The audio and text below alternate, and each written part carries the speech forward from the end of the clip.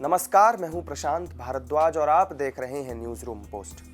उत्तर प्रदेश में सत्ता के लिए सियासी बिसात भले ही जाति के इर्द गिर्द बिछाई जा रही हो, लेकिन पिछले 2 दशकों से यहां एक्सप्रेसवे के जरिए विकास की पटकथा लिखने की होड़ मचती आ रही है। मायावती से शुरू होकर अखिलेश और अब योगी आदित्यनाथ भी उत्तर प्रदेश में एक्सप्रेसवे निर्माण के जरिए विकास की एक दूसरे से बड़ी सियासी लकीर खींच रहे हैं। हालांकि मायावती और अखिलेश एक्सप्रेसवे से सत्ता की मंजिल पर नहीं पहुंच सके, लेकिन योगी पूर्वांचल एक्सप्रेसवे के जरिए सत्ता में वापसी का मिथक तोड़ने के प्रबल दावेदार हैं। ऐसा हम क्यों कह रहे हैं, ये आपको बताएंगे, लेकिन उससे पहले आपको बताते हैं कि यूपी में किस तरह 2017 से पहले एक्सप्रेसवे निर्माण के जरिए सियासी लाभ लेने की कोशिशें की गई थीं। सड़कें चौड़ी और चिकनी हों तो उसके इर्द गिर्द के गांवों, कस्बों और शहरों के लोगों की जीवन शैली बिल्कुल बदल जाती है। सूबे में 10 साल पहले तक सिर्फ एक यमुना एक्सप्रेसवे हुआ करता था। पश्चिमी उत्तर प्रदेश में 165 किलोमीटर लंबे इस एक्सप्रेसवे का निर्माण मायावती के शासनकाल में हुआ था। साल 2012 में अखिलेश यादव सत्ता में आए तो उन्होंने लखनऊ से आगरा के बीच 302 किलोमीटर लंबे आगरा एक्सप्रेसवे का निर्माण कराया। वहीं अब योगी सरकार अगले 2 महीनों में 2 एक्सप्रेसवे का उद्घाटन करने जा रही है, तो एक एक्सप्रेसवे की वो आधारशिला रखने वाली है। उत्तर प्रदेश में एक्सप्रेसवे बनाने का सपना सबसे पहले बसपा प्रमुख मायावती ने देखा था। 2002 में प्रदेश में बसपा की सरकार बनने पर ग्रेटर नोएडा से आगरा तक 165 किलोमीटर लंबे ताज एक्सप्रेसवे के निर्माण का फैसला लिया गया। तत्कालीन सीएम मायावती ने 7 फरवरी 2003 को लखनऊ में यमुना एक्सप्रेसवे का शिलान्यास किया था, जिसे बनाने का जिम्मा जेपी एसोसिएट कंपनी को दिया गया।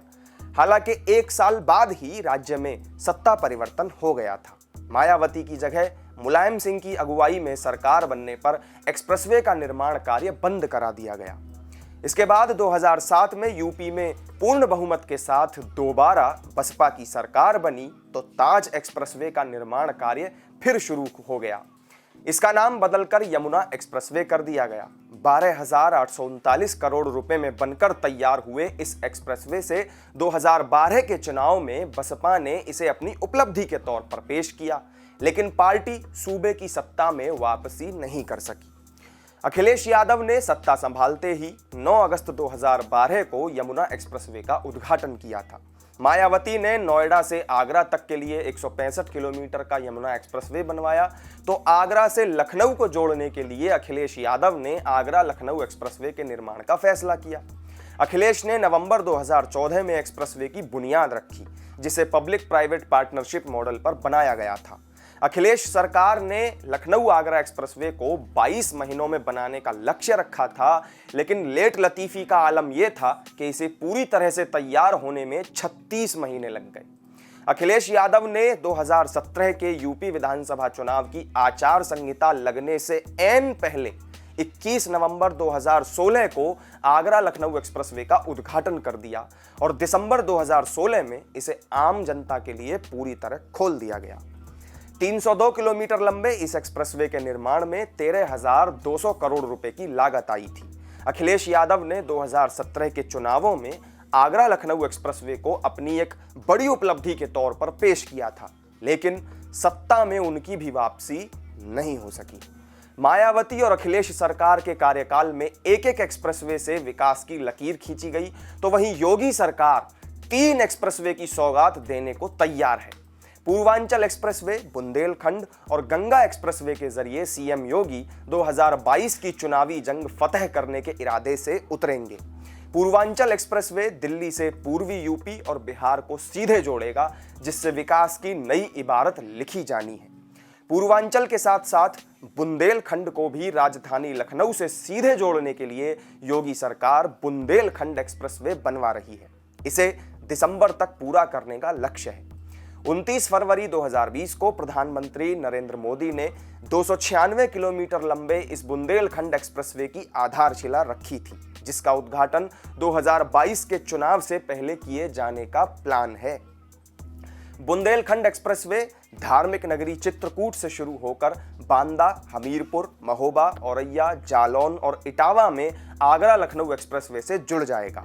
अभी तक 7,766 करोड़ रुपए इस एक्सप्रेसवे के निर्माण पर लग चुके हैं।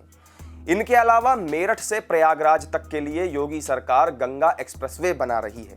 इसके निर्माण में कुल 36,230 करोड़ की लागत का अनुमान है।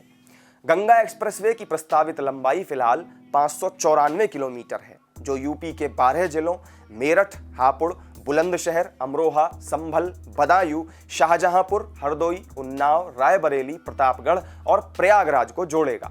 गंगा एक्सप्रेसवे के लिए जमीन अधिग्रहण का काम लगभग पूरा हो चुका है और माना यह जा रहा है कि दिसंबर में पीएम मोदी इस एक्सप्रेसवे का शिलान्यास करेंगे। एक्सप्रेसवेज का निर्माण करके यूपी की सत्ता में वापसी न तो मायावती कर पाई और न ही अखिलेश यादव कर सके, लेकिन योगी आदित्यनाथ इस सिलसिले को जरूर तोड़ सकते हैं। जी हां, इस बात की तस्दीक की है सी वोटर के हालिया सर्वे ने। इस सर्वे की माने तो सूबे में बीजेपी और उसके सहयोगियों को 213 से 221 सीटें मिल सकती हैं। बीजेपी गठबंधन को 41% वोट मिलने का अनुमान है। इसके अलावा समाजवादी पार्टी और उसके सहयोगियों को 152 से 160 सीटों पर जीत मिल सकती है। वोटों के प्रतिशत के मामले में भी वे 31% के साथ दूसरे नंबर पर हैं।